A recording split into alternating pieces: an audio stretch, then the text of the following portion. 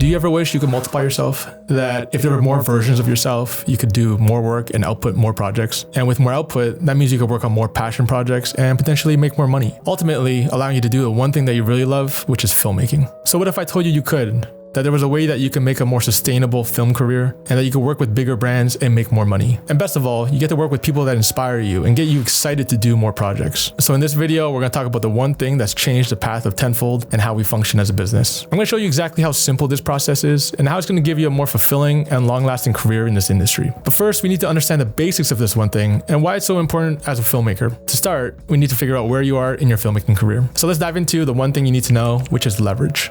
What is leverage? When I first started in this industry, I thought being a one-man band was the way to go, that no one knew more than me and that all I needed was YouTube University of Filmmaking, and I was good to go. In my mind, if I just kept all that information close to my chest and grinded my way through, I'd be fine. Well, guess what? That immediately led to burnout and creative exhaustion. Well, what had happened is I made filmmaking a job and not a career, and I wasn't making a sustainable career for myself. Effectively, what I was doing was trading my time for money. And what that meant was if I didn't work, there was no money coming in. Whenever I needed to go on vacation, I was just extra stressed. Me being away meant no one was making money for the business, and I was just spending money on vacation. What I learned from this was that I needed to create activities in my business that would allow me to further my career and make money while I wasn't there. Leverage in its simplest form is creating ways to maximize your output while minimizing your input. So now you might be asking, as a solo filmmaker, how am I supposed to use leverage and how is this going to benefit me? This leads to the first way of using leverage, which is leveraging your energy. I remember my first year of filmmaking, I signed on with a fitness coach as a personal content videographer. I remember I was getting paid $2,500 a month to shoot 2 to 3 times a week and output 5 to 10 pieces of content a month. I thought I snagged the perfect gig. I would only shoot 2 to 3 times a week and have consistent money coming in from this job and still allow me time to shoot other commercial jobs. The math all checked out. If I can make an extra $500 a week, that's an extra $2,000 on top of the $2,500 I was making from this gig. To me, $4,500 a month meant I made it. Little did I know, even in my first week, I was way over my head. I was tired from the shoots. The shoot days were long, the edits never stopped, and I could barely get to the deadlines. The edit output was way too high, and I overestimated what I can actually output in a week. Being someone that was planning, shooting, editing, as well as prepping for the next shoots meant that I had no time for myself and everything revolved around this one project. What I had essentially done in this example is I traded all of my time for $2,500 a month. Some of you out there might be happy with $2,500 a month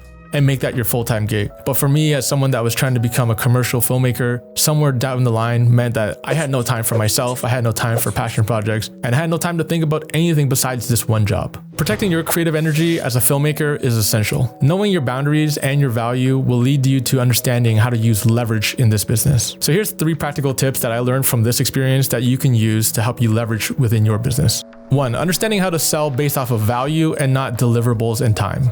When I started this project, I negotiated on how much time I was going to be spending and how much deliverables I can give. When you have a better understanding of how your client's actually using this video and how much value it brings to them, then you can actually use that information to help you with your negotiations and pricing. For example, every time this client was selling their program, the lifetime value of that customer came out to around $2,500 to $5,000. That meant if any of your content can even bring in 1 client for that customer, they're bringing in at least $2,500 to $5,000. I was spending days and weeks creating content for this client, bringing in a lot of value to them, and not charging based off of value. Once you understand how valuable content is, you can use that as leverage to increase your prices.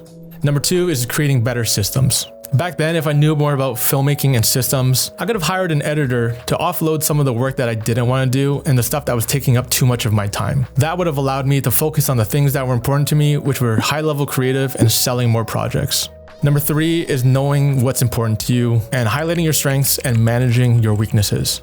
If sales and finding new clients is a strength of yours, that's a high leverage activity. Spending time on high leverage activities means that you're bringing in more value to the business with the time that you're given. Focus your time and energy on things that excite you. Find ways to manage the things that don't excite you so that you can focus on the high leverage activities. Now that you've reclaimed some of that creative energy, let's talk about number 2, which is leveraging your time.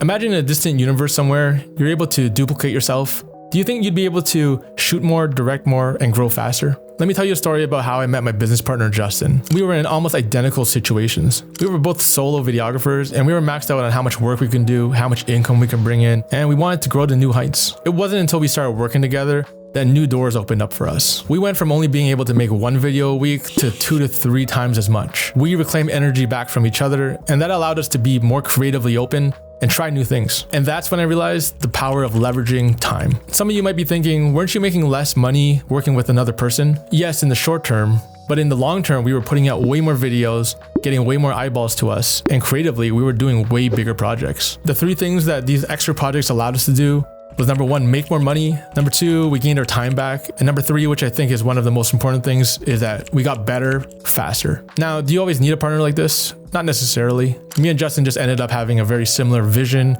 and it aligned for us to continue working together. Now, let's talk about some practical ways you can actually leverage your time and how you can reclaim your energy. And imagine working with an editor or a shooter or a gaffer, people that are specialized in the work that they do, that allows you to actually spend more time doing the stuff that you enjoy and less of the stuff that you can't handle. Do you ever think about wedding filmmakers and why they bring on 2nd or 3rd shooters? Because there's no way you can shoot the bride and the groom and everything going on in between all at the same time. So with all that, you might still be asking, what do I even do with this reclaimed energy and time? What if I still don't have the money to go out and shoot new portfolio work? That leads me to my 3rd topic, which is leveraging resources.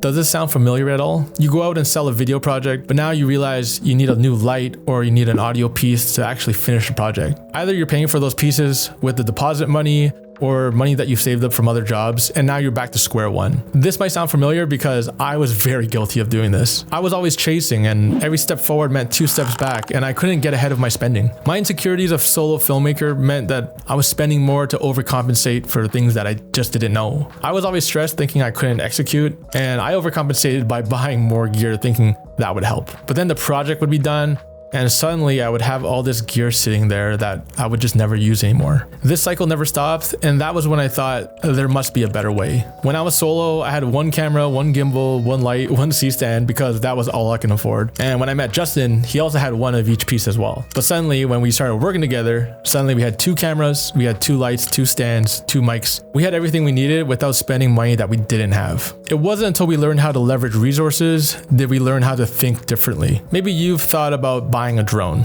a way that you can make more money, sell to clients, and show up in a different way through marketing. But with buying a drone means learning how to fly a drone, getting a license, and ultimately enjoying what you're doing. Yes, you might have a new skill set, but on the flip side, now you have an asset that's a liability. If you're not flying that drone, it's not making money, and the chances of it getting rented out are fairly low. I know this because one of our early solo purchases was a drone, and that thing hasn't been used for 4 to 5 years now. Here's a practical tip that's going to help you elevate your filmmaking, which is finding the right people and the people with specialties for your projects. In the example of the drone pilot, find someone that's interested in collaborating and wants to work together. Maybe this drone pilot is down to create stuff pro bono and wants to just create better portfolio work. This can lead to larger paid projects in the future, and now you've made a connection with people in the industry who are also going to talk about you if you guys do great work together. So when you begin to understand the power of leverage, you can use this across every aspect of filmmaking. You'll be able to reclaim the most important aspects of being a filmmaker, which are your creative energy,